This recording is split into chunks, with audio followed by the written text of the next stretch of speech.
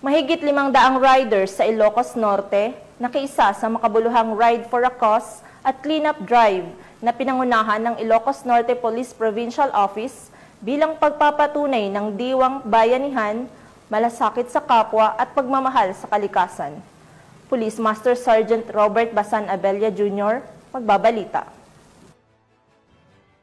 Mahigit 500 riders mula sa iba't ibang bayan ng Ilocos Norte ang nagtipon-tipon noong Oktubre 19, 2025 para sa Ride for a Cause na pinangunahan ng Force Multiplier and Peacekeeper Riders of Ilocos Norte, katuwang ang Ilocos Norte Police Provincial Office. Layunin ng aktibidad na makalikom ng tulong pinansyal para sa 5 benepisyaryong may malulubhang karamdaman.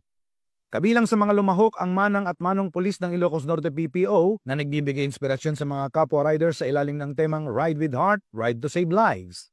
Nagsimula ang biyahe sa Ilocos Norte Police Provincial Office grounds at tinahak ang mga makasaysayang ruta ng Paway, Curimao, Badok, Banna, Marcos at Solsona bago nagtakos sa Mount Lamin sa bayan ng Pidig. Bilang bahagi ng inisyatiba ni Police Colonel Jomar Q. Labiano, Provincial Director ng Ilocos Norte Police Provincial Office, isinagawa rin ang cleanup drive sa Mount Lamin matapos ang ride. Sama-samang naglinis ang mga kalahok sa paligid ng bundok bilang pagpapakita ng malasakit sa kalikasan at komunidad. Itinampok ng gawaing ito ang diwa ng Environment Protection, Community Involvement at Responsible Citizenship.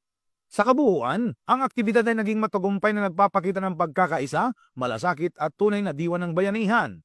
Isang inspirasyon tungo sa mas makakalikasan, mapagmalasakit at maunlad na komunidad para sa bagong Pilipinas. Mula dito sa Ilocos Region, ako po ang inyong PNN Correspondent, Police Master Sergeant Robert Abella Jr., alagad ng batas, tagataguyod ng Balitang Pulis.